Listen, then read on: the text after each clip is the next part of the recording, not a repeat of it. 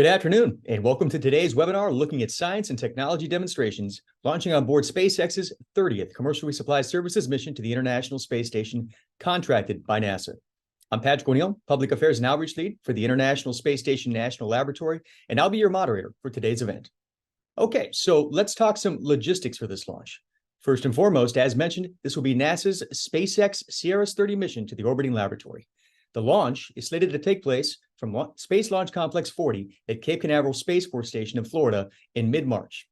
SpaceX's Dragon spacecraft will be filled with more than 6,000 pounds of critical research and supplies and will launch on a SpaceX Falcon 9 rocket as part of its approximately 30-day mission to the orbiting laboratory. As you might have heard or read, sorry, I can't read right now, I just said the magic word of research, which is what we are here to talk about today. So today we are focusing on just a few of the investigations launching that will be supported by the on-orbit crew during this mission.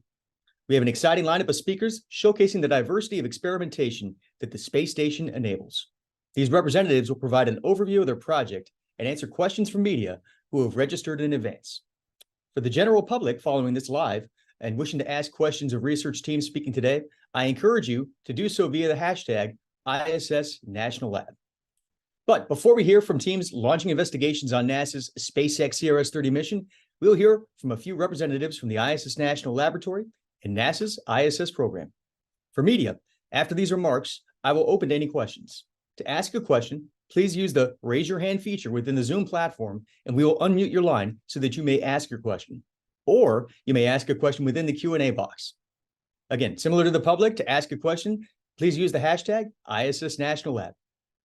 Okay, so I think that should put us in a pretty good place as far as logistics are concerned for today's webinar. So what do you say we start talking about some space-based R&D? To kickstart the conversations, I would like to invite Dr. Davide Marotta, Science Program Director in Space Biomedicine for the ISS National Laboratory, to provide some remarks.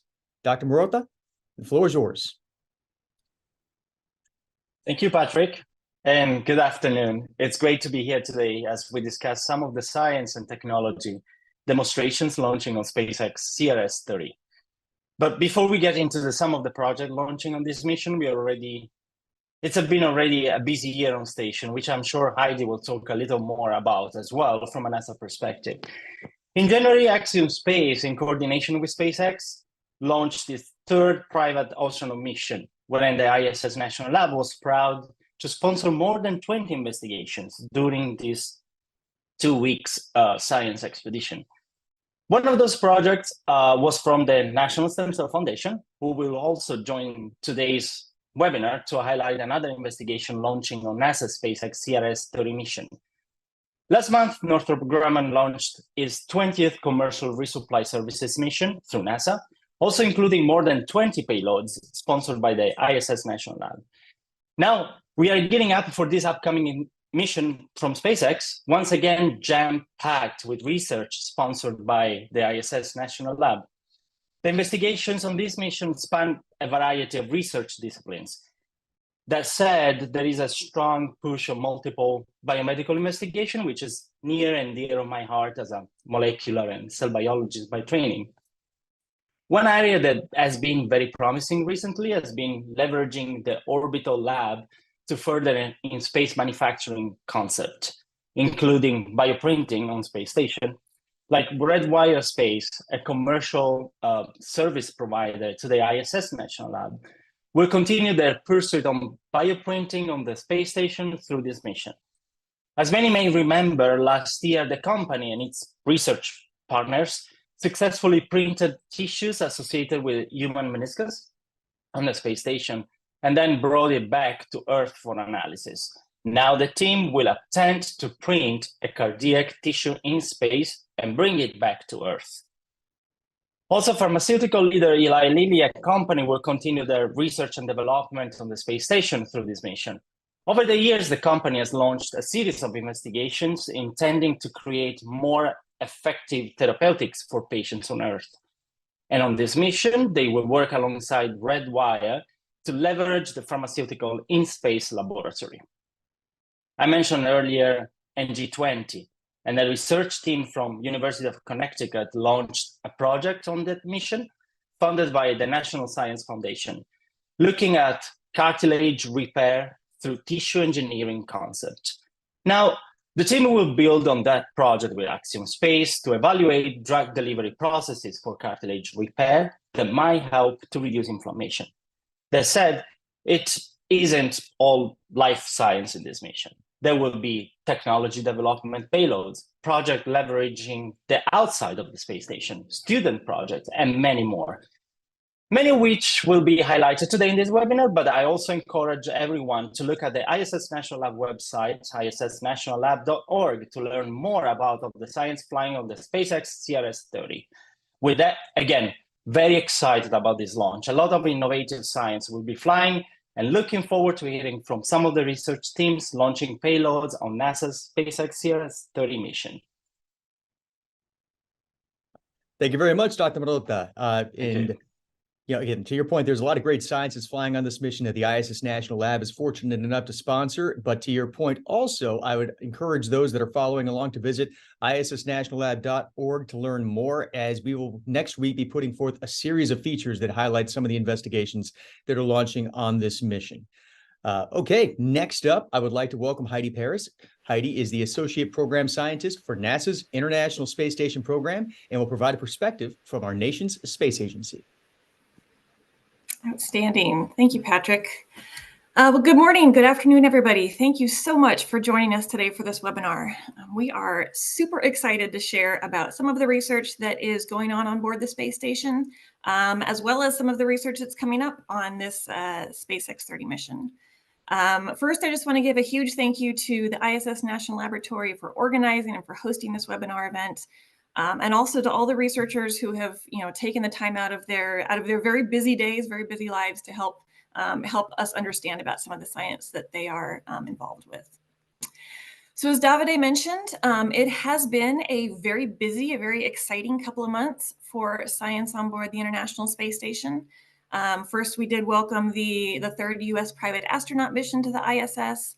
And then that was followed closely by arrival of a new big batch of science on NG-20 that the crew's been working on for the last couple of months. And then just a few days ago, we saw the Crew 8 vehicle bring up the next group of long duration residents for the space station. So not only are they going to be conducting the research for hundreds of scientists all around the world, but they themselves are also going to be subjects for human research studies. So they're going to help us understand how spaceflight impacts the human body so that we can help to solve those human challenges that will enable future long-duration space exploration, first to the moon through the Artemis program, and then beyond that to Mars in the future. So in between all of those spacecraft arrivals, spacecraft departures, the schedule has been pretty packed with support for dozens of different experiments every day.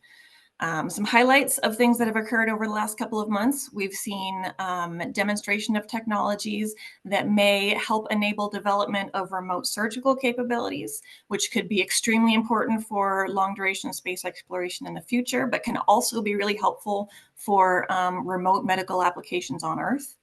We've seen the completion of a 5-year study that is testing out the on-demand production of vitamins and other nutrients.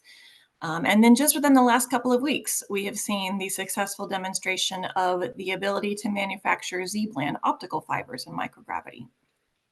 So these investigations join over 3,700 different scientific studies and technology demonstrations that over the lifetime of the ISS, they have taken advantage of the very unique capabilities we have on board the ISS to advance, entire fields of research in a way that we can't do anywhere else on the ground. And one of the critical outputs from that research is the publication and the sharing of the knowledge that's gained with other research teams and with industry so that we can build upon those results and use them in ways to improve our lives on Earth in very tangible ways. So to date, we've seen over 4,000 different research publications come out based on that ISS research. Many of those have been in top-tier journals with high impact to the broader scientific community. And you are in luck because we, just a couple of weeks ago, published a compilation of recent results over the last year or so. And that's available now. It's called the 2023 Annual Highlight of Results. It's on our results website at www.nasa.gov/station results. And just a few highlights to kind of whet your appetite. We delve into some new insights into how the human brain adapts to extreme conditions. New discoveries about robotic mobility in space that are based on use of our free-flying Astrobee robots on board the station. And also an improved understanding of the property of foams. Foams are products that are used, they're in many of the products that we use in our everyday lives, things like detergents and food, medications. And so this type of research can help us potentially improve these products in the future. So now let's talk just a little bit about some of the science on SpaceX 30. So Davide mentioned, SpaceX 30 is packed full, right, of the hardware and the samples that will support a very diverse set of investigations, not just from NASA and the National Lab, but also across the international partnership. I'm really excited to hear more about, especially the National Lab sponsored investigations from our panel today. I'm not going to steal any of their thunder by talking about their research, but just to highlight a couple of the other investigations that we do have coming up on this flight. We have an investigation looking to understand how to create more efficient solar cells through the very precise arrangement of charged nanoparticles.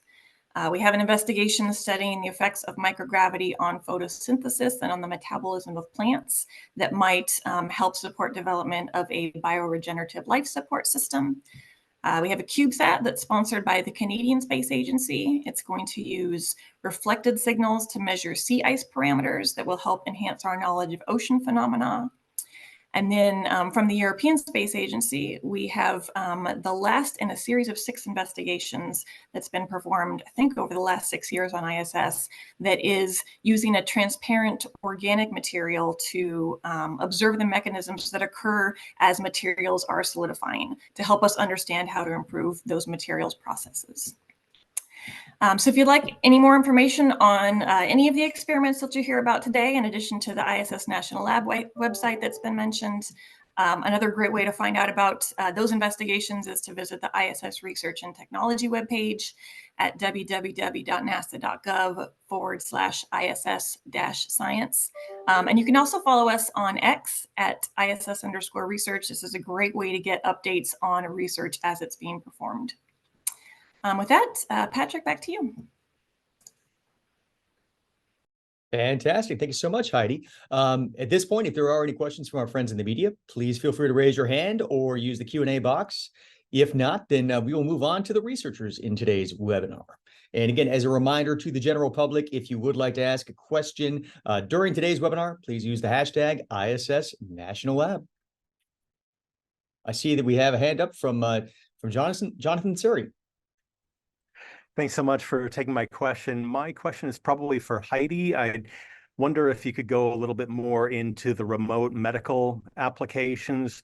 What are the most likely scenarios that you would be studying for a long duration space flight? And what do you also see as the most likely applications back on Earth, such as in a rural or remote setting on Earth? Thank you. Absolutely. Great question. And honestly, you sort of answered a lot of it as you were talking from my standpoint. So this investigation was basically looking to see if we could have surgeons on the Earth performing, medical-like operations on board the space station. They weren't using, actual live tissue or anything like that. They were using basically rubber bands to simulate what those organ tissues would be like. And basically test out whether that the latency that you see, the delay between on the ground operations and what we see in space would have a significant impact on being able to carry out those operations. And so, obviously this is kind of the first step of, eventually being able to develop the capabilities to do surgeries on, astronauts as they're in transit or in long duration spaceflight scenarios in a situation where you don't have a doctor on board or you don't have a doctor with the right medical expertise to be doing those operations. So again, this is the first step, but it's exciting to be taking this first step and seeing what works well and what doesn't, and what we might need to develop more in order to be able to use this capability in the future. And really the things that we're seeing for this type of application in space are very, very applicable to remote areas on Earth, where again, you may not have the right surgical expertise to be carrying out those operations. And so the potential to, to develop these technologies that has benefits everywhere is very exciting. Thank you.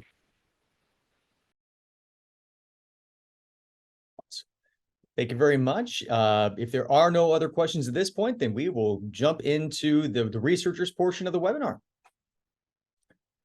So with that, I would like to introduce Dr. Hima Ramkumar. She is the founder and CEO of Oculogenics, and she will discuss a gene therapy investigation that is launching in hopes to prevent or even reverse vision loss from the millions that are affected by age-related macular degeneration. I would also note, too, that after Dr. Ramkumar is done with her overview, that she has to run away because she is a working doctor. So if there are any questions from the media that you would like to ask, I would recommend doing it while she is still a part of the webinar. So with that, I pass the torch. Thank you so much, Patrick, and thank you for the opportunity to be on the webinar today. So Oculogenics' mission is to improve vision for patients with retinal degeneration and age-related vision loss. And we have developed an investigational therapy that preserves retinal function and prevents retinal damage. We're very excited about our upcoming space mission. And the objectives of our mission are twofold. One, to assess if spaceflight to low Earth orbit can be a good model of age-related oxidative retinal diseases, such as intermediate macular degeneration. And two, to see if our investigational therapy can prevent this previously reported retinal dysfunction from the oxidative damage associated with spaceflight. So what we're doing is we have pre-treated mice with our therapy and then taken baseline retinal photos and retinal scans and assess their retinal function. Then we'll be sending them in the SpaceX 30 rocket in the upcoming launch. They'll have about 1 month trip into low Earth orbit. And when they come back, we'll be taking retinal photos and do retinal scans on them. And with this data, we're going to analyze to see if there are an increase in macular degeneration related biomarkers and oxidative stress biomarkers after spaceflight, and to see if our gene therapy can prevent that. So the exciting thing about our mission is that it's the first mission ever to have an ocular therapy in mice that are traveling to space. And the second is it's the first gene therapy treated animals that are going to space. So we're very, very excited about this breakthrough program and the potential to develop a new model for very, very common age-related diseases that currently do not have good models on the ground. And so we're excited to have been selected as the Technology and Space Prize winner during the Mass Challenge Accelerator a couple of years ago, and to have our research sponsored to have a big benefit for a very common disease on Earth, but then also hopefully with implications to improve our ability to travel to further areas in space.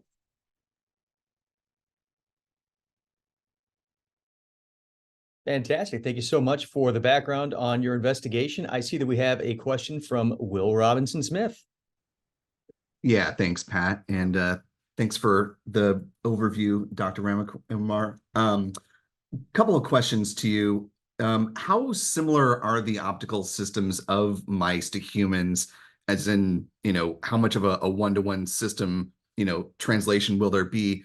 And then secondarily, will the astronauts who are on station have any interaction with the mice themselves, or will they kind of be quarantined in their own little pocket of the station, just kind of chilling there until they're brought back down when the Dragon departs? Thanks. Thank you for your question, Will. The first question is about the similarity between mice and humans. While we've evolved a lot since becoming mice, our retinas are actually very similar. While we don't have a macula, we have all the same retinal cell layers as mice. And the standard investigational therapies for oxidative stress and oxidative damage are using mouse models. So very similar, I would say, with some differences. However, with the retinal imaging equipment that we have, we're able to detect changes in biology on retinal scans similar to what we see in humans on mice and with spaceflight. Hope that answers your first question. So I was saying many similarities, but just the only difference is that there's not a macula. That's the key difference. And the second is the astronaut role in taking care of the mice. So the astronauts will be fully in charge of animal husbandry. And so all of the surgical treatments or things that we've done happened before, and all the therapeutics have been given before, but the astronauts will be involved in basic animal husbandry and care throughout the mission. Thank you very much. Great question, Will. And actually, I had a quick question on my end too, where you mentioned that this was a project that derived from the Mass Challenge Startup Accelerator Program and the Technology and Space Prize in association with the ISS National Lab and Boeing. But the question I would have is, prior to that Technology and Space Prize, had you ever thought that spaceflight would have been an avenue of opportunity for you and for the can't even say it right now. I'm going to let you say it. How about that? There you go. You can't take me anywhere. So actually, that's a great question. You know, I have been researching mouse models of macular degeneration for over 15 years, and I had no idea about the ability to utilize space flight to mimic the biologic pathways that we see in patients with macular degeneration until I was in the Mass Challenge Accelerator. And that's because a lot of the amazing work that the NASA Space Bio program has done in the last few years in carefully describing the changes in the retina seen in mice that go to space. And that work by Mao's group showed that we are turning on macular degeneration related genes, activating the same biologic pathways, and then we have a 10% loss of retinal cells and 30% loss of retinal function. So all of this information I found out only because of the Technology and Space Prize opportunity and the fact that the Space Lab, National Lab, reached out to me during the Mass Challenge Accelerator.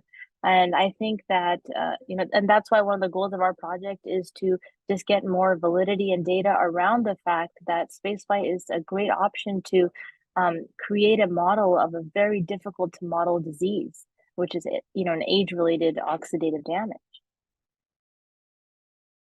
Fantastic. Well, again, thank you so much for taking the time out. I know that you are very, very busy with, again, with your day job. So I want to be respectful and mindful of that. And so if there are no additional questions at this point, we'll move on to our next speaker.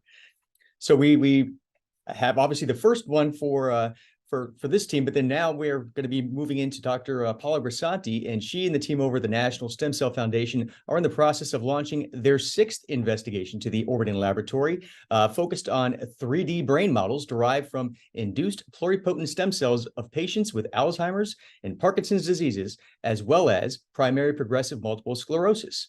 A lot of big words, and since I've not been able to do a great job of saying big words today so far, I'm going to hand it off to Dr. Grisanti, and she might be able to tell us a little bit more about this investigation. Patrick, I'm unable to start my video. Well,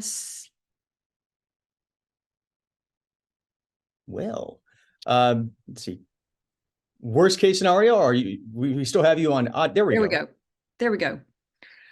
So since 2018, we have been sponsoring the first bi-coastal collaboration between leading experts in the fields of Parkinson's disease and progressive MS in a first-in-kind study of neurodegeneration on the International Space Station using cells derived from using organoids developed from the cells of people with Parkinson's disease and progressive MS.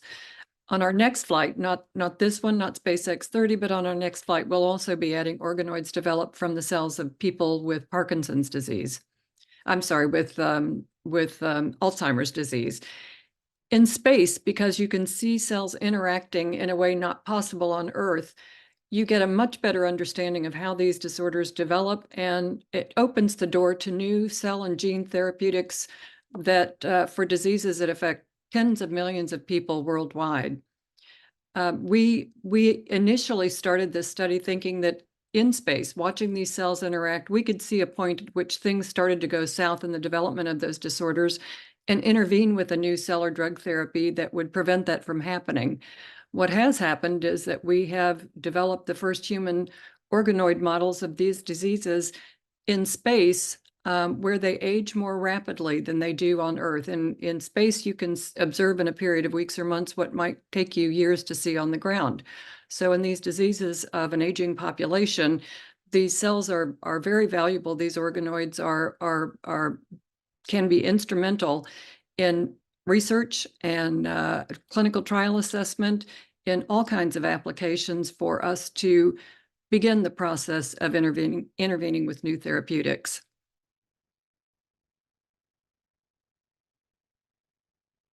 Fantastic. Okay, let's see. Trying to see if we have any.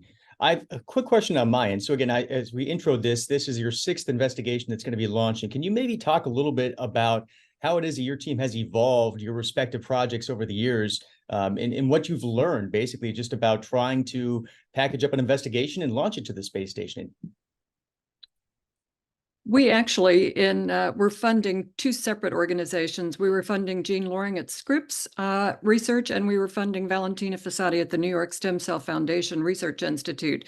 Jean was working on a induced pluripotent stem cell intervention therapeutic for Parkinson's disease, and Valentina was working on cell crosstalk around oligodendrocytes, the cells that produce myelin, that are the protective coating around nerve fibers that allow your brain to talk to the rest of your body.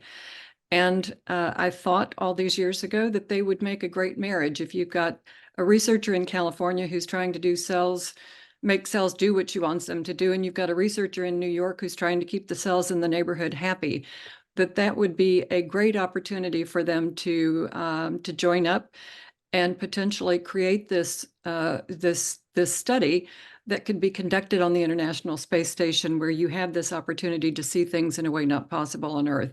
And that is, in fact, what happened. It's been a wonderful marriage. So we're working with Valentina Fossati and Scott Noggle at the New York Stem Cell Foundation Research Institute, and Jean Loring, who is Professor Emeritus at Scripps Research.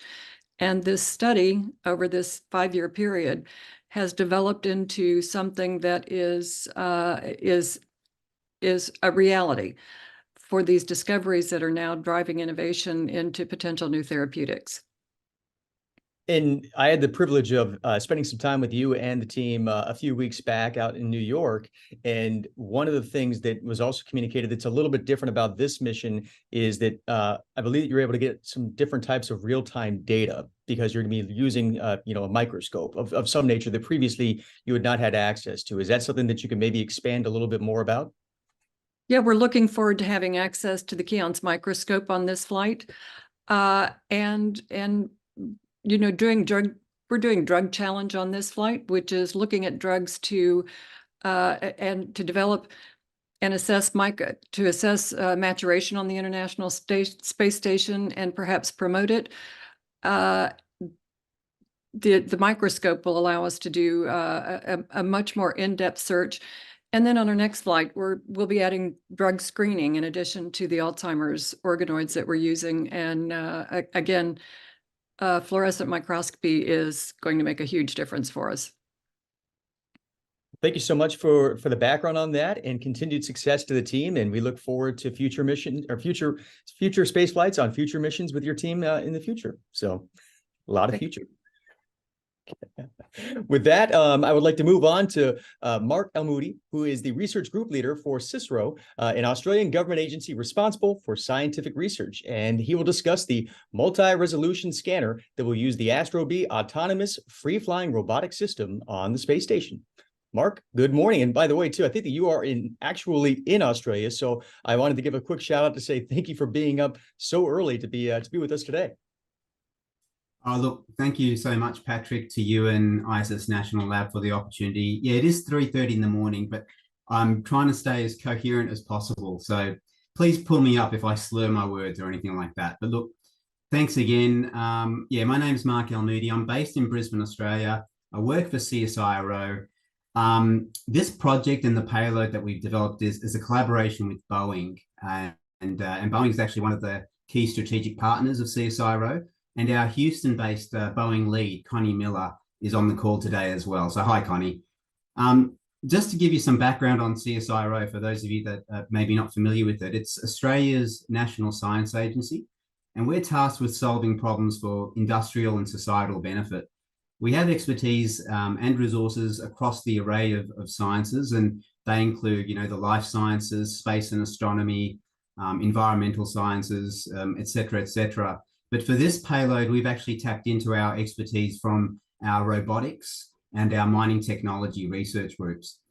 And the payload we've developed, as you said, Patrick, is called the Multi-Resolution Scanner, or we call it MRS for short. And it's a 3D scanning payload. We refer to multi-resolution because it's actually capturing data from a range of sensors with both low and high resolutions. And the data is then combined or fused, as we put it, to deliver a number of digital products. And those are mainly an accurate trajectory of the position of the orientation of the robot in which the payload is housed in, a lower resolution 3D map of the environment, and a higher resolution, narrower field of view 3D map of regions of interest as the robot is moving through space. The payload uses algorithms that CSIRO has developed to perform this fusion and this processing. One of the algorithms is known as Wildcat SLAM. So it's a world-leading simultaneous localization and mapping algorithm. And it actually generates the accurate trajectory information that I was talking about, as well as the map of the environment. So Wildcat SLAM actually achieved award-winning results at the DARPA Subterranean Challenge, which occurred a couple of years ago. And it's also been commercialized to support drone-based solution for the mining industry and other industries. And the other algorithm is a patented algorithm known as stereo depth fusion, or SDF for short. And once again, that was developed originally for the mining industry, and it generates high resolution 3D maps of those regions of interest. So it's actually been applied now for mining and industrial engineering applications, but we've also been working on it in collaboration with Boeing for a number of years. Boeing have a very interesting project known as the Inkjet project based in Seattle, and they are developing an autonomous aircraft paint and livery deployment system, and SDF is being developed as part of that research. Now, around 5 years ago, Boeing and CSIRO began discussions and planning to develop a payload that would be based off these algorithms, but target some specific space applications. And in particular, the first one was interior vehicular scanning. And the main use case was for autonomous spacecraft operations. And that's actually what we're demonstrating on this mission. But there's also future use cases that we're targeting. And in particular, they are exterior vehicular scanning for defect detection or hull damage, and also the off-world scanning, such as for rover payloads. So we've tried to design the payload with those three use cases in mind, and for it to be scalable and extensible to support those three use cases. So the payload has obviously been designed in close collaboration with NASA, and in particular, NASA Ames's Astrobee team. And the reason for that is because the payload will actually mate or plug into one of the Astrobee free-flying robots on the International Space Station. Now, I'm sure Astrobee is featured on previous webinars, but just in case, I've sent through an image of our payload mated to an Astrobee. And you can see that on the screen now. So you can see that the Astrobee itself is a cube-shaped robot, roughly a foot or 30 centimeters on its side. And you can see on the top there a shoebox size, a black box with a couple of lenses taped over there. And that is our payload occupying the payload bay of the Astrobee. And some NASA staff have sort of referred to this as giving the Astrobee spectacles or extra eyes to map the environment. So the payload consists of a number of sensors, some of which you can see clearly in the image. They include 3 time-of-flight sensors, an inertial measurement unit, and the stereo camera. And obviously there's onboard compute to perform this processing. So the goal of the mission is to demonstrate that by using our payload, the Astrobee can successfully map the environment of the Kibo or the GEM module on the ISS. And the demonstration will actually prove that the payload can support robots like Astrobee or other robots to undertake spacecraft caretaker operations. But the other interesting thing is, aside from those science objectives, this one of the milestones we're trying to achieve is this is the first payload that's actually occupying both payload bays of the Astrobee. So typically the Astrobee supports payloads which are essentially half the size of what you see on the screen there. And so NASA advised us early on in the planning of the project for operational reasons that we should consider designing a payload that occupied both payload bays.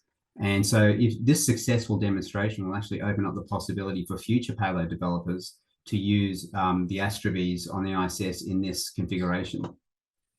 So that's a summary of a project. I'm obviously here today representing quite a large team spread across multiple organizations. I'd just like to take a brief moment just to say thanks to my colleagues at CSIRO. And as I said, the project itself is drawing upon expertise from the Space Technologies research program at CSIRO, and that's Kimberly Clayfield, as well as the mining technologies and cyber physical systems research programs, and that's Huaguo and Navinda Kotagar. But I've just sent a photo of some of the Brisbane-based team. And as I said, the collaboration is with Boeing, and they're spread across the US and Brisbane as well. But on that photo there, you see some of the Brisbane-based project team from CSIRO. We're holding our payload, which we affectionately refer to as Echo, and that was just taken prior to its shipping to NASA. And so one of the great privileges of being involved in this project has just been working with this wonderful team of engineers and scientists. So in the photo, you can see myself on the left, T. Molnar, going from left to right, Lauren Hansen, Matt Vanderwerk, and David Haddon, Ross Dungable, Anna Campbell, and Paul Flick. And finally, I just can't speak highly enough of the NASA payload integration team, the journey that they've taken us on for the last 2 years, and Christian Garcia has led that, and it's just been a fantastic experience. As well as, of course, the NASA Astrobee, the NASA Ames Astrobee team that we're working very closely with, and you know, Jonathan Barlow and Jose Cortez and Jose Benavides and the whole team there have just been fantastic. So look, thanks again, Patrick, for the time, and thank you again to ISS National Lab for all the support. It's just greatly appreciated. Awesome. Well, thank you so much, Mark. Quick question on my end too. And again, you talked about the many number of partners that are involved in this, whether it's NASA, Ames, Boeing, the Astrobee, your team. I mean, it truly is a worldwide collaboration. Is it maybe, Yeah. Can you maybe talk a little bit about, you know, how it is that space just seems to bring a lot of people together in the importance of being able to have different types of voices from, again, quite literally all over the world to make something like this come to fruition? Yeah, thanks for the question, Patrick. And look, for quite a few of us on the team, particularly the Brisbane base, this is the first time that we've taken a payload all the way through to flight readiness and launch. So we can only now sort of fully appreciate how hard space is. And yeah, in terms of tackling those challenges, that multidisciplinary but also multi-organization approach has just been fantastic. I mean, the technical meetings that we have, the regular dial-ups we have, will have, you know, quite often 20, sometimes 30 people on the call, and they'll be spread out all over the world. So just being able to draw upon the expertise from those different parts or different organizations in different parts of those organizations has been fantastic. And it's something that CSIRO has done in all its science as well for all industrial applications, is really try to collaborate sort of internationally as well. We do have an active space research program at CSIRO, and one of the priority areas that we're targeting is in situ resource utilization, or ISRU. And that's another example where it's CSIRO working with NASA and the other space agencies to try to accelerate the TRL levels of some of the key technologies to meet that quite daunting challenge. And once again, you can only do that through that kind of collaboration that you mentioned, Patrick. And I guess a quick follow-up to that too is, you know, you mentioned that this is kind of a validation, if you will, first of its kind. Assuming that everything goes according to plan, what will be next steps for your team on this particular project? So yeah, as you said, the key target here is successful mapping of the Kibo module, and that may require one or possibly two missions to successfully complete that task. And we've already started discussions with Boeing and NASA for some of those other use cases. In particular, the exterior vehicular scanning or hull defect detection use case is something where the conversation has started.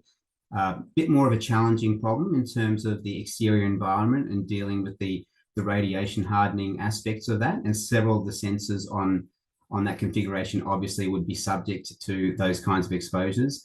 But that's probably the next step. And then I did mention ISRU, which is the rover-based application. And for that, we do have a test facility in Brisbane where we've been already starting to explore some ideas of what would this payload look like in that kind of rover-based deployment. I think I've just lost your audio there, Patrick. It could be at my end. Oh no, it's because I forgot to press the unmute button. So but again, I wanted to say thank you so much for taking the time to join us again, given the fact that you are, again, literally 3:30, 4:30 in the morning right now. So hopefully you'll be able to get some rest after this, and successful launch forthcoming. Much appreciated, Patrick. Thank you. Of course. All right, so we're going to move on now, and we're going to have a little bit of a BOGO. So first, we're going to have Chris Keno, who is the Managing Director for Space Exploration Operations at Airbus U.S. Space and Defense, highlight Argus, a new mechanical platform capable of hosting payloads outside of the space station. After Chris provides an overview, we will bring in Liam Kennedy of Sen Corporation, and he will give an overview on Space TV 1, a project that will be leveraging Argus. So Chris, let's start with you. All right, Patrick. Well, thank you. I appreciate you putting this together, and thanks for everybody on the line. And let me say thanks to NASA and ISS National Lab as well for the ongoing support of us commercial service providers on ISS, and and how that all comes together in terms of continuing to spur this LEO economy that we're all working so feverishly towards. So I'm going to briefly address the payloads that we have flying up here on SpaceX 30. And I'm going to come at this from a little different angle, and that's the infrastructure perspective, right? Because I can't talk to the science, but I can talk to the hosting capabilities. So on this payload going up on this flight for SpaceX 30, we have our avionics box, which was basically the brains behind the Argus multi-payload carrier. And we have 3 different customer payloads that we're bringing up. One of which Liam will talk about once I'm done here in a minute or two. It's a high definition camera. Then we have some other payloads that are doing TRL raising for suites of instruments and edge computing architectures and these type of things. So we're very excited because this will be the first deployment of our Argus multi-payload carrier onto our Bartolomeo external payload platform, which is mounted on the ISS. So I think to explain Argus better, I probably need to give a little brief overview of Bartolomeo as well. So I have a couple pictures here, which I think will help move through this quicker. You can go on to the next one if you like. There we go. So this one right here, I just want to point out the location of where Bartolomeo is on the ISS and where the payloads will be hosted. You can see it's there on the leading edge of the station. Attached to the Columbus module, and of course from this location we have what I believe to be very superior accommodations for payloads that Earth observation, deep space, anything with nadir viewing, zenith viewing, RAM, limb viewing. So that's to put just a little perspective around where the payloads will be hosted and the kind of environment they'll be in. If you want to jump to the next one, please.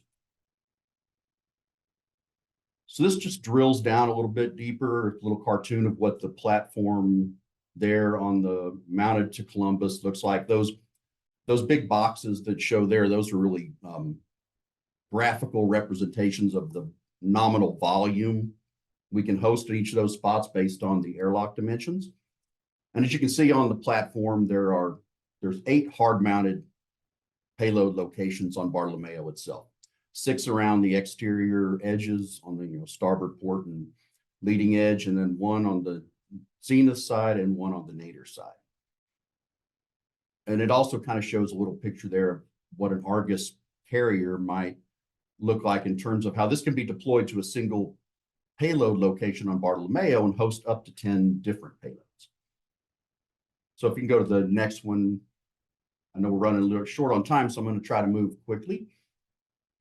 To go a little further now to look at what Argus is in and of itself. So that it really consists of three different components. It has the base plate, which is where the payloads are mounted, which also has the Gold 2 adapter. That's the connector that we use. It's manufactured by Oceaneering that allows us to do robotic installation onto the platform and also makes the power and data connections back to Bartolomeo, which then power the avionics box, which is the third component.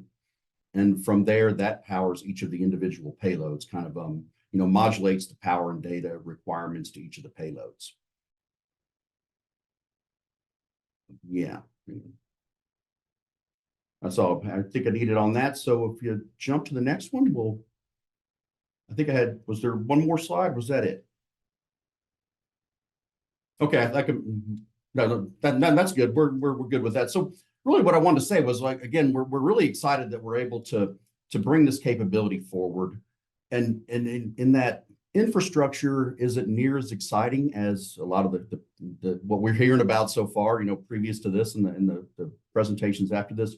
But I think it's really important to be able to provide that capability and infrastructure to support the ideas that come from industry and come from academia, and the type of things that are going to drive that development of that low Earth economy, and really drive us to the next levels as we move from ISS onto what's next. So with that, I just wanted to touch on the capabilities we have here that we're bringing up on flight. Now this comes up in several different pieces. The backbone launched on NG-20 about a month or two ago. And then with these payloads coming up on SpaceX 30, the astronauts will integrate the avionics box and the payloads onto the Argus backbone, which will then be translated out the airlock and then robotically installed on Bartolomeo for roughly 1 year exposure out in space, then brought back in and wash, rinse, repeat with another set of payloads. So that's a quick overview of the hardware that's going up. And Liam will talk more about the specific SEN payload after this. So if there are any questions.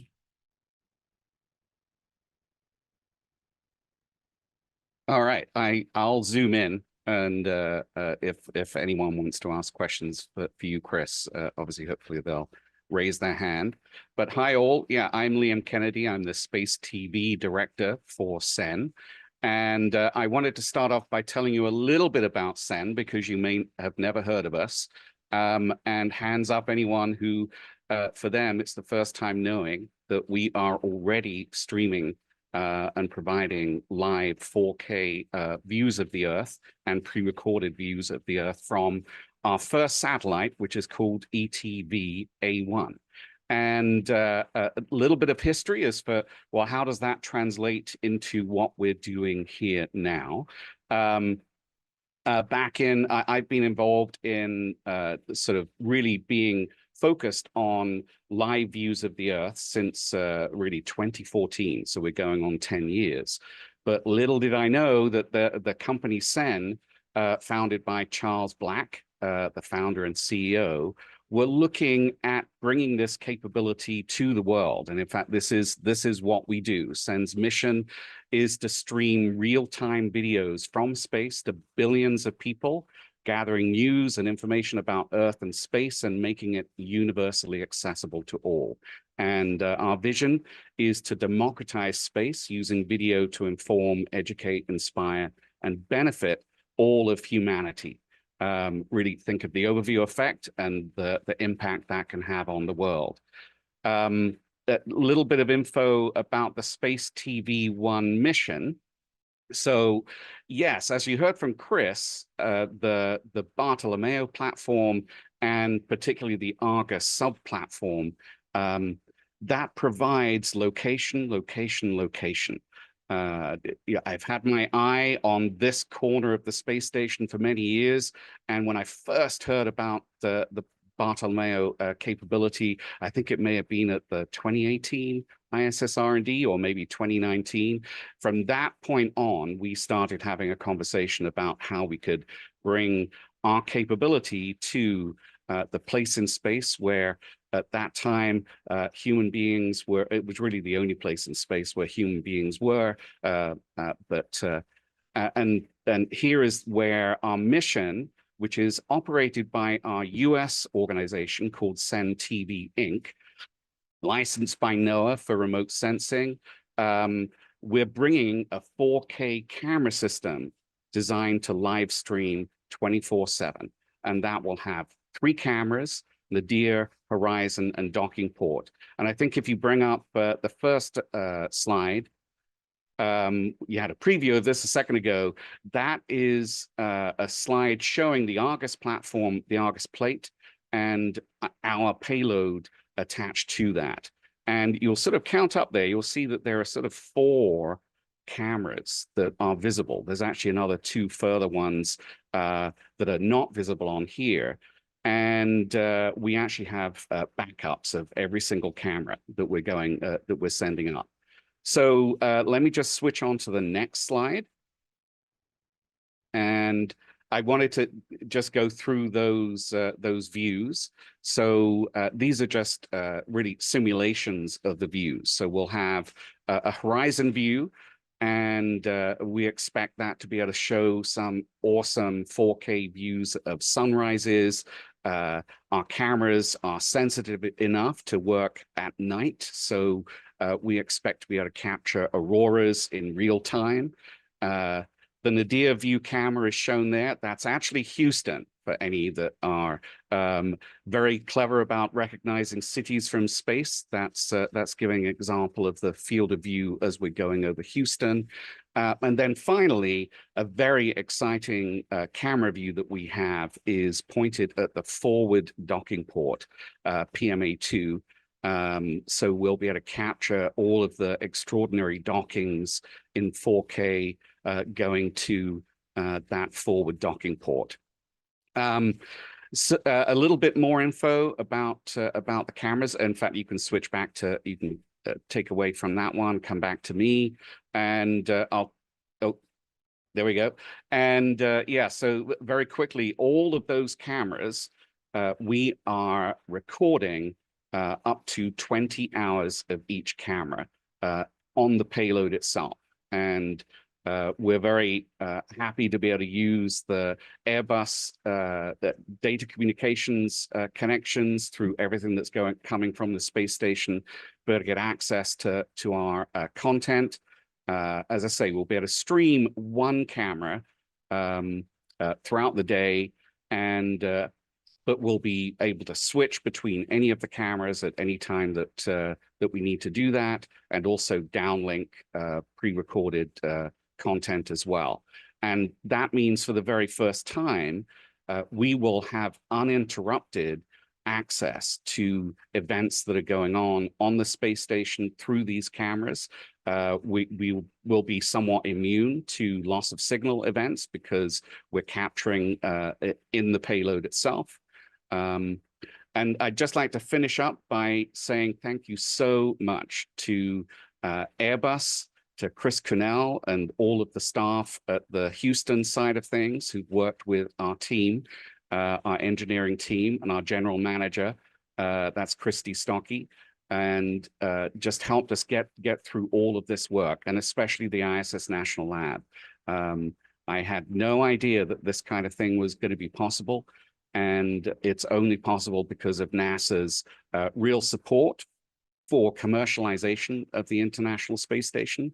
And we look forward to bringing this to the world very soon. If you go to send.com, you'll be able to follow along from there. But thank you. Awesome. And I'll say, Liam, thank you. And that's what we do. Indeed. Bringing people together. Quick question on my end. So, this is also, a great representation of how it is you can use an external facility for camera or sensing capabilities. But Chris, maybe this is more for you, is, why else would a researcher want to leverage the outside of the space station as far as like the environment itself?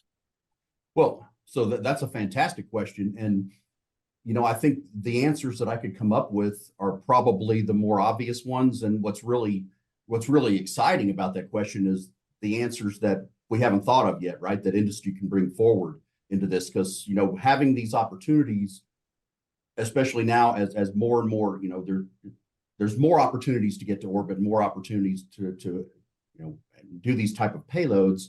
Who knows what industry will drive? But you're right off the bat, I would say your obvious Earth observation, looking into deep space. I believe it's a great test bed to start to work on, advanced manufacturing techniques in space. Maybe to me, it's an opportunity to prove out, viability and scalability of different types of manufacturing approaches before, commit to next phases. So the answer really is it's whatever the payload community can come up with. If it fits within the volume and the power and the data restrictions we have, it can fly. And that's one of my favorite things is talking to potential payloads and see what it is they're trying to do. So that's kind of an answer. It's kind of an answer, and I will take it. But I mean, to your point, if you can withstand, being on the outside of the space station in that extreme environment, then you can pretty much withstand just about anything. So that's exciting stuff. I see that we have a question from Will Robinson Smith. Yeah, thanks, Pat. Not sure if this is better for Chris or for Liam or maybe the both of you, if Chris is still there.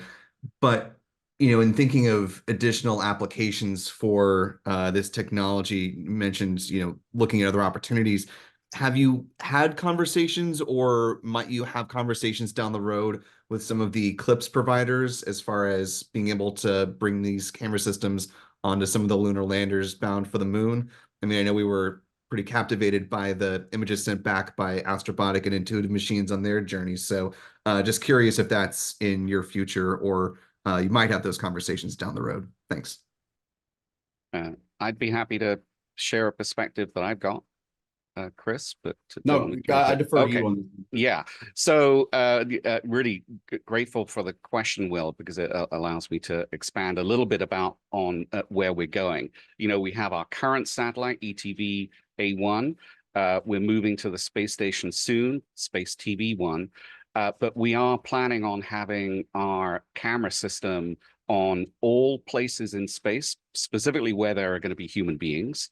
And also, we do have a dastardly plan to get to the moon too. So yes, I think if ever you're involved in any of those missions that are doing things like that, we want to bring people of the Earth in ultra high definition to all of those missions. And that also means that we have to worry about, well, how on earth do we get that data back to the Earth? So hopefully we're going to be one of those organizations that is pulling for the capabilities of doing that, both at an infrastructure level in terms of the data bandwidth, but also just in thinking about how can we do that. So this is just one example of what we're going to be doing. We'll be up on the space station hopefully for 3+ years. And during that time, we may even, with Chris's support, launch new payloads that have additional camera capabilities along the way. So expect more in that area. And hopefully that helped answer that question. I would only add that, that model applies to almost any technology that you need to develop to head, from LEO to cislunar to lunar. So again, it comes back to the payload customers, the science, what has to be proved out. I think this is one of the capabilities that's required. That's it. Awesome. Thank you very much. And Liam, I would love to go out there and not look at dastardly things, but more of awesome things in the future with you and in the team. So again, thank you so much. Best of luck with this launch, Chris, for your team to help to validate this capability and leading to additional collaborations in the future. Thanks, Patrick. Thank you. All righty. So next up, please welcome Michelle Lucas. She is the founder and CEO of Higher Orbits, a nonprofit that aims to inspire students into STEM-related careers and is also supporting 3 student-led investigations on this mission. Michelle, happy Friday. Happy Friday. Thank you so much for having me here. I am just over the moon to be able to share with you about some of these student experiments. Patrick, thank you for inviting me to be part. So this is one of those now for something completely different. Our PIs is not actually me. I am not the smart one. The smart one is our students. And I should say smart ones are our students. On this flight, we have 3 student-led experiments. This will be our 18th, 19th, and 20th experiments fly to the International Space Station through a program that we call Go for Launch. Our Go for Launch program is a multi-day space-inspired STEM event that we run all across the United States, where students in grades 7 through 12 get to work with an astronaut for the entire event. And through the course of this, they design an experiment that could fly to the International Space Station. Now, as opposed to taking years to develop this, which, let's face it, is how we're used to working with science, they get a couple of days. And at the end of the event, they will be able to present their idea. A panel of judges selects them as a finalist, and we have an overall series winner who has their experiment flown to the space station. This flight is carrying 3 series winners from across the country. Could I have my slide, please? We have 3 teams. Our team from Midland, Texas is on the top left. That is Team TARS. We have Alyssa, Ulysses, and Catalina. On the top right, we have Team Space Shell 6, Sierra, Zara, Taylor, Siri, Claire, and Evelyn. And at the bottom, we have Team Phoenix. Actually, I think we actually goofed up our photos here a little bit. I'm sorry. Our team from Phoenix 229312. I sent over the wrong photo, so my apologize. But we have Zara, Devin, Rookie, and Anthony. You can drop the slide. These 3 experiments will be housed in the same facility thanks to the work with Space Tango. Now, the students conceive and define these ideas, but they don't actually build them. What they do is they're going to take their ideas and they work with Space Tango, who physically builds these experiments for us. Our Midland experiment is about fruit flies and bone density. So you're thinking right now, okay, fruit flies don't have bone density. Correct. However, there are some elements that we can evaluate within fruit flies by changing their diets, determine if an iron-laden diet helps with bone density and microgravity. So the fruit flies will fly with half of them will have a supplemented diet that has iron in it. The other half will not. We will evaluate those 2 against each other, as well as against some fruit flies here on the ground. Our second experiment is from Team TARS. That was from Team TARS. Our second experiment is from Team 229312. And by the way, the students all come up with their team names through a variety of ways. Their experiment is the effect of radiotrophic fungi on satellite components. They're expanding on knowledge that we have gained before about how fungus grows more rapidly in space, and there is some fungus that helps block radiation. And so they are going to evaluate if this fungus can better block radiation on some electronics as a way of, instead of having to harden all of our electronics, perhaps we could use some fungus. The third experiment is from Team Space Shell 6 from Sault Ste. Marie, Michigan, and they are evaluating cells in space. They're going to take a look at the cellular CO2 production in microgravity and see how that changes. All of these experiments are truly student-driven. We have Space Tango to help them with the engineering elements and to help them further their designs. But at the end of the day, these are all student scientists. We're thrilled to be able to provide this program to students because it helps them build teamwork. It also gives them the opportunity for project-based learning. And we get to add to the repository of science that comes from the ISS through the ISS National Lab. Students are super excited for launch whenever it happens this month. We all know how rocket launches are whenever it happens. And we hope to be able to have most of them at launch. So go Falcon 9, go Dragon, go science and space. Awesome. Well, thank you, Michelle. A couple of quick questions on my end. The first one being, you mentioned obviously that Space Tango is the hardware partner, but then you also have an astronaut that kind of helps to usher them through the fun of trying to configure an investigation to the space station. But do the students themselves, do they specialize in any one thing, or do they have a chance to dabble in all aspects of kind of, developing a project? Patrick, I love that question. And yes, they do have an astronaut to serve as a mentor for the entire event, which alone, that is pretty amazing to me.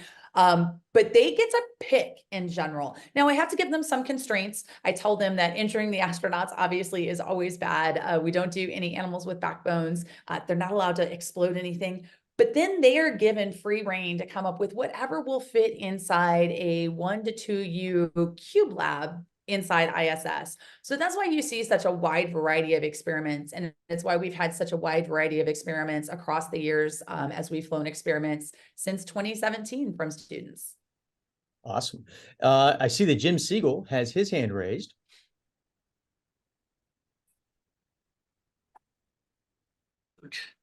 Okay, can you hear me? We got you, Jim. Yes. All right, thank you, Patrick. And it's a pleasure to be here with you today. And thank you for doing this particular webinar. I have a question about the fruit fly experiment. Yes. So are these fruit flies kind of, do they have to be loaded at a certain point, a minimum point onto the spacecraft? And how many fruit flies are going up in each group? And are these fruit flies going to come back to Earth, or what happens to them? So that's those are all great questions. We do have a little bit of a late load, not truly late load. We do have cold stowage going up. Space Tango has worked all those elements. The specific fruit fly, and Patrick, you had challenges with words earlier. Now it's my turn. I tried to stay away from the big words. Drosophila melanogaster. So there will be 2 different colonies of fruit flies. I'll be honest, I am not positive exactly how many are in each. But with them being in space for 4 weeks, they will also have offspring. We've made sure that the habitat is large enough to contain all of those. The experiments are going to come back to Earth, and so we will get some visual data while it's in space, but we're going to be able to get the most data when we bring them back here to Earth, and we are able to pull samples from the fruit flies to test their iron levels. Okay, thank you very much. Thank you for your question. Well, Michelle, I am happy to hear that my being tongue-tied earlier is something that can be passed along to other participants as well. But again, it's always great to work with you and the team. Great to see a picture of an old friend in Greg Johnson too. So I'm assuming that he was the astronaut that was assisting some of the students this time around. Yeah, so we have different astronauts at all of the events, but Greg Box Johnson was the astronaut at the Midland event. And so former ISS National Lab Director, I guess it was Cases at that time. So we're always thrilled when he can come and share his expertise of not just space flight, but science and space with the students. And then final question for me is the obligatory, if there are people that are watching that are interested in a little bit more about how they or their communities can get involved in this, how can they get involved?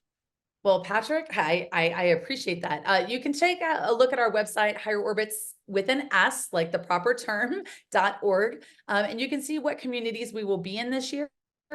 We do have some of our Go for Launch events already scheduled all across the country, but we also are always looking for new collaborators, whether that is a host city who would like to bring us there, scientists who would like to work with our students, or companies who would like to make sure that students have the opportunity to do this project-based learning. If you click on Contact Us on the website, the only other living creature in the office has 4 legs, fur, barks at FedEx. You'll get me. So feel free to drop us a note. We love to collaborate with anybody. Awesome. Well, thank you so much, Michelle, and we will see you in Florida in the not too distant future. Thanks, Patrick. Go SpaceX 30. Go. Okay, so up next, last but certainly not least, will be Jordan McCaig. Jordan is a graduate student at Georgia Tech, and she will discuss a NASA-sponsored investigation, genomic enumeration of antibiotic resistance in space, or as NASA and the space community like to do, since we live in the world of acronyms, we like to call this GEARS, which is why I can't say it. So Jordan, let's learn a little bit more about microbes in space. Yeah, thank you for the introduction, Patrick. So yes, as mentioned, I am part of a group that is studying antibiotic resistance in space. So we can go ahead and jump right in if we want to get that first slide up. So wherever humans go as we explore through space, our microbes go with us. They are inside our bodies, they are on our skin, and they are all over the surfaces that we inhabit and the air that we breathe. Most of these microbes are harmless, and some of them are actually beneficial. However, some of them can also make us sick. On board the International Space Station, there is routine microbial monitoring that is conducted to understand how these microbes change and may influence human spaceflight. This accomplishes a few goals. First, it helps us understand what microbes are there and what health risks they may pose to astronauts. It also helps us understand how life forms from Earth can adapt to the unique stressors of spaceflight. This routine monitoring has actually indicated the presence of microbes that are part of the Enterococcus genus, which is seen on the left in that colorized green image. Enterococci are a common member of the human gut microbiome and are often harmless. However, they can sometimes exhibit high levels of antibiotic resistance, which can make people sick.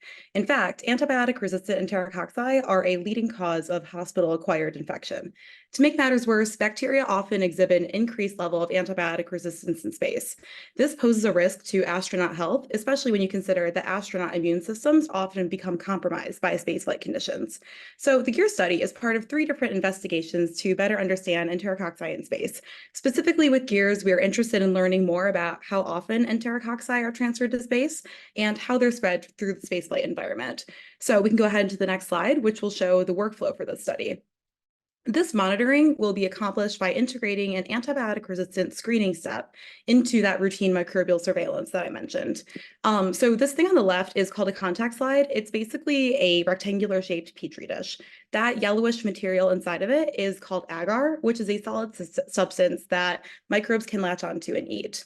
Our team prepared special contact slides that contain an antibiotic that we know that enterococci can become resistant to. So the astronauts will swab surfaces and plate it on these slides. And you'll get these colonies that are growing in kind of different colors and shapes and sizes.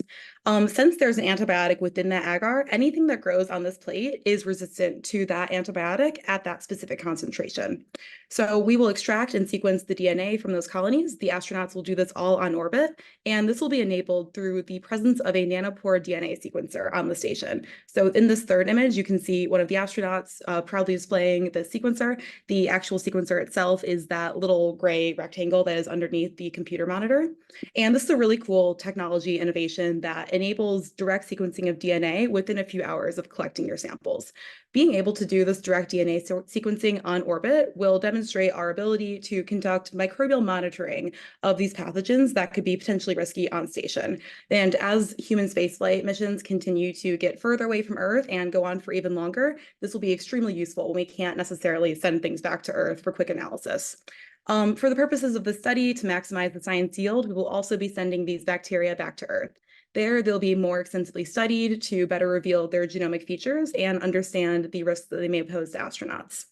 So this investigation is the first attempt to directly focus on the specific human pathogen in space and try to figure out the frequency and the identity of antibiotic-resistant organisms on the International Space Station. As we continue to proceed through this exciting time of crewed spaceflight, this sort of knowledge will be really useful for trying to figure out what sort of things may make astronauts sick, optimizing astronaut health, understanding what happens to microbes in space, and potentially making plans for potential countermeasures. So with that, thank you, and I'm happy to take any questions. Jordan, that was a fantastic overview. Quick question on my end to kickstart things. So was there any prior microbial investigations that your team was looking at that helped to influence this particular investigation? Yeah, absolutely. So some previous studies were mostly focused on doing general microbial surveillance without specifically looking for that antibiotic resistant stuff. And this indicated just by doing the analysis of those results that we thought that there were bacteria there that could have that antibiotic resistance. So the thing about this study that's making it innovative is having that direct antibiotic screening step so that we know that anything that's growing is resistant to antibiotics.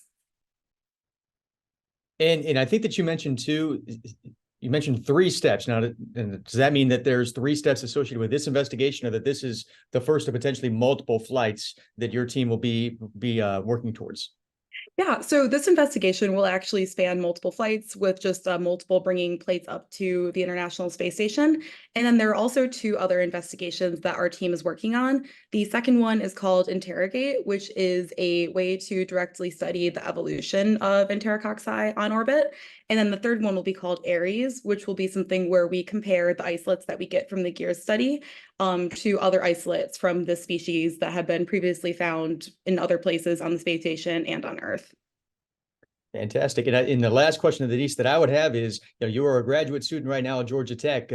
What's it like to know that as a grad student, you have the chance to be part of a team that is launching investigations to the space station? I have to imagine that's pretty fun in and of itself. Yeah, it is awesome. I really enjoy it. I'm really looking forward to hopefully traveling to the launch soon and getting to actually see the science that I've been working on for a couple of years go to space. It's really a dream come true. Awesome.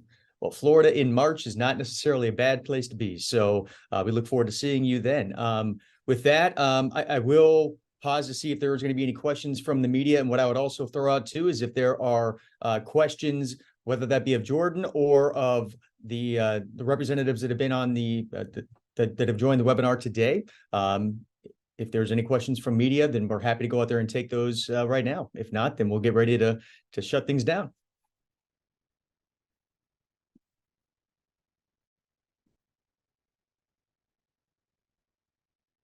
Okay. Well, oops, sorry. Hold on. I see that Jonathan again has his hand up. Sorry about that. Jonathan, fire away. No worries at all. My question is for either Davide or Heidi.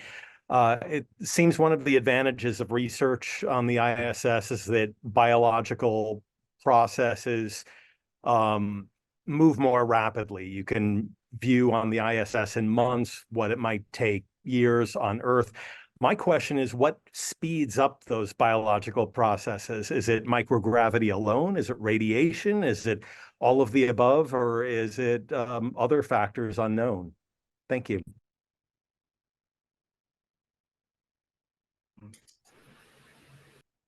I can answer to this.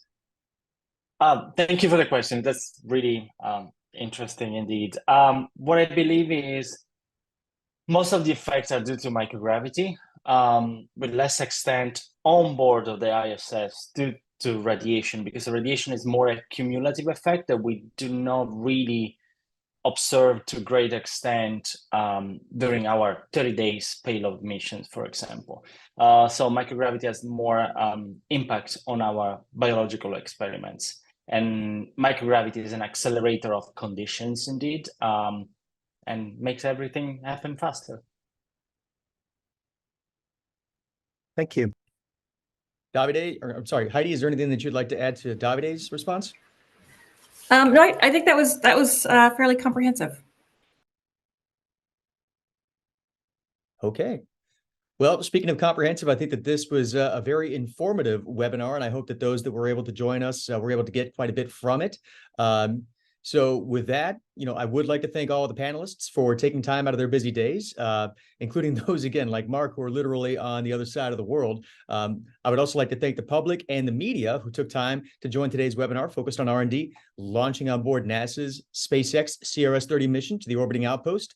As mentioned, we are looking at launch no earlier than mid-March from Cape Canaveral Space Force Station in Florida.